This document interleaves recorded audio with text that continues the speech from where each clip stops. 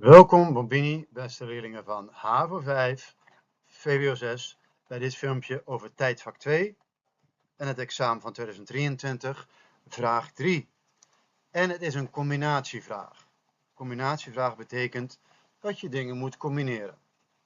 Hieronder staan 6 combinaties, die gaan we zo meteen bekijken. Van jaartallen, nanja, en een gebeurtenis, een evento na. 2 ervan kloppen niet. En je moet aangeven welke 2 combinaties niet kloppen. Welke 2 combinaties zijn niet juist. Dit is een typische examenvraag. Dos combinación da incorrecto. Boel, mestre, scribi esse aqui. Dos combinación da incorrecto. Nou, we zien er een aantal.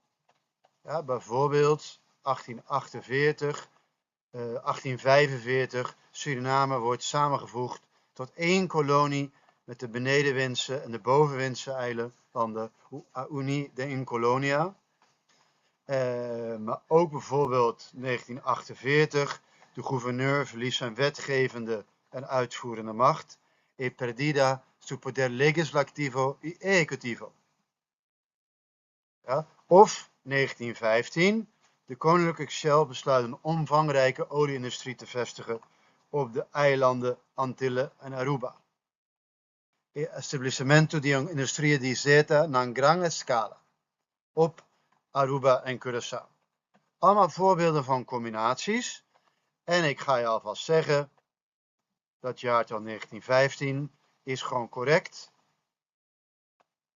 En het jaartal 1948, het verlies van de wetgevende uitvoerende macht, is ook gewoon correct. E perdida di su poder legislativo y ejecutivo. Welke zijn nou verkeerd? En welke is dus het goede antwoord op de vraag?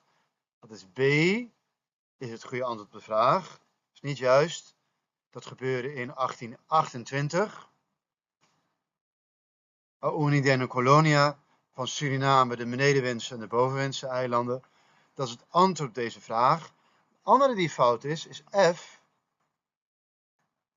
Curaçao, Aruba, Sint Maarten worden autonome landen binnen het Koninkrijk. Dan zou je denken dat is zo goed. Maar Aruba kreeg het al in 1986. Dus ook antwoord F is dus een fout antwoord. Dus de foute combinaties zijn B en F. Ajo, I take it out.